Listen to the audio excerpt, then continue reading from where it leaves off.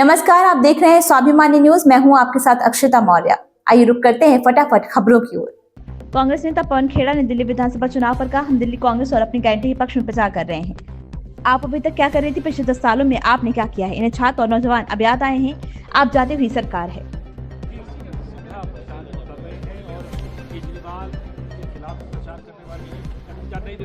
हम दिल्ली के पक्ष में प्रचार कर रहे हैं, कांग्रेस के पक्ष में प्रचार कर रहे हैं, अपनी गारंटीज के पक्ष में प्रचार कर रहे हैं। अब राजनीतिक दल चला रहे हैं, कोई एनजीओ थोड़ा ही चला रहे हैं। तो जाहिर सी बात है प्रचार करेंगे। जब चुनाव लड़ रहे हैं तो प्रचार भी करेंगे।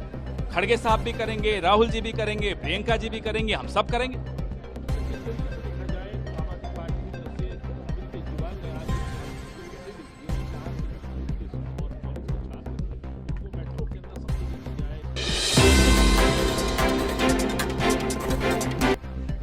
अभिनेता सैफ अली खान की स्वास्थ्य स्थिति पर लीलावती अस्पताल के डॉक्टर नितिन डांगे ने कहा कि सैफ अली खान अब बेहतर है, वे अच्छे से चल सकते हैं। उनके मापदंडों, उनके घावों और अन्य सभी चोटों को देखते हुए उन्हें आईसीयू से बाहर ले जाना सुरक्षित है। Today's update, we just saw him.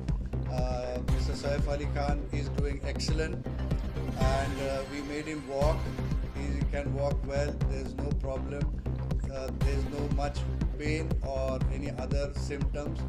So, looking at his parameters, his wounds, and all the other injuries, he is safe to be shifted out of the ICU to a special room.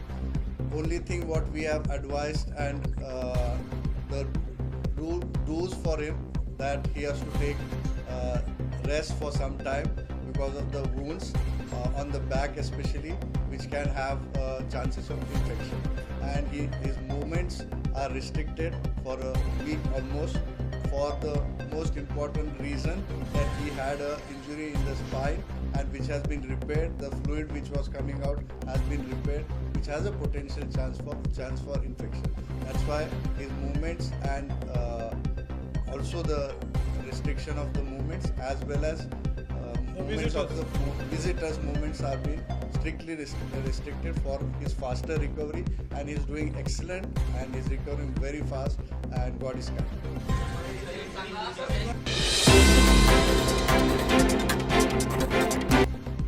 Patna high court ने catcher की सुनवाई में साफ किया कि 17वीं BPSC pre परीक्षा का परिणाम जारी होने पर रोक नहीं लगाई जाएगी। इधर 17वीं बीपीएससी पीटी विवाद में केंद्रीय मंत्री चिराग पासवान का बयान सामने आया। केंद्र सरकार ने 8वें वेतन आयोग को मंजूरी दे दी है, जिसके बाद से कर्मचारी जानने के लिए उत्सुक हैं कि उनके वेतन में कितने प्रतिशत की वृद्धि होगी। इस बार वेतन आयोग कितने फिटमेंट फैक्टर की अनुशंसा करेगा। तेजस्वी यादव ने अपना नाम क्यों बदला? तेजस्वी यादव अपने पैतृक जिला गोपालगंज में आकर सर्किट हाउस में क्या गुप्त बैठक कर रहे हैं? क्या एनडीए कुछ खुलासा करने की तैयारी में है? ये सारे सवाल एक प्रेस कॉन्फ्रेंस के बाद सामने आने लगे हैं। दरअसल गोपालगंज में एनडीए के प्रदेश प्रवक्ताओं ने एक प्रेस कॉन्फ्रेंस करके महागठबंधन और खासकर राजद नेताओं पर जमकर हमला बोला है।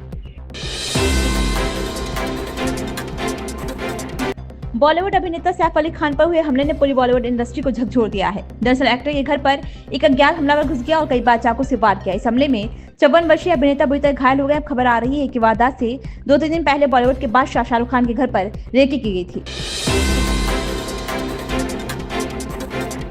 बॉलीवुड अभिनेता सैफ अली खान पर हुए हमले ने पूरी बॉलीवुड इंडस्ट्री को झकझोर दिया है। दरअसल एक्टर के घर पर एक अज्ञात हमलावर घुस गया और कई बार चाकू से वार किया। इस हमले में 54 वर्षीय अभिनेता बुरी तरह घायल हो गए। अब खबर आ रही है कि वारदात से 2-3 दिन पहले बॉलीवुड के बादशाह शाहरुख खान के घर पर रेकी की गई थी। महाराष्ट्र में एनसीपी के 2 फाड़ होने के बाद बारामती में दूसरी बार एक शरद पवार और अजित पवार एक साथ दिखे हैं। विधानसभा चुनाव के बाद एक मंच पर बैठे चाचा भतीजे ने साथ में खाना भी खाया। दोनों के साथ दिखने पर राज्य की राजनीति में फिर से चर्चाएं छिड़ गई हैं।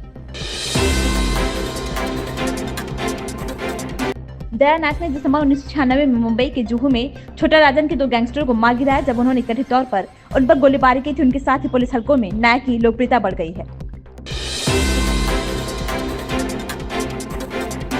महाराष्ट्र को जल्दी मुंबई से नागपुर तक हाईटेक 6 लेन वाली कनेक्टिविटी मिल जाएगा। सीएम फडणवीस ने एक्सप्रेसवे के अंतिम हिस्से के काम को जल्द पूरा करने के निर्देश दिए हैं। एक्सप्रेसवे के इगतपुरी से ठाणे के 76 किलोमीटर के हिस्से का बस शुरू होने बाकी है।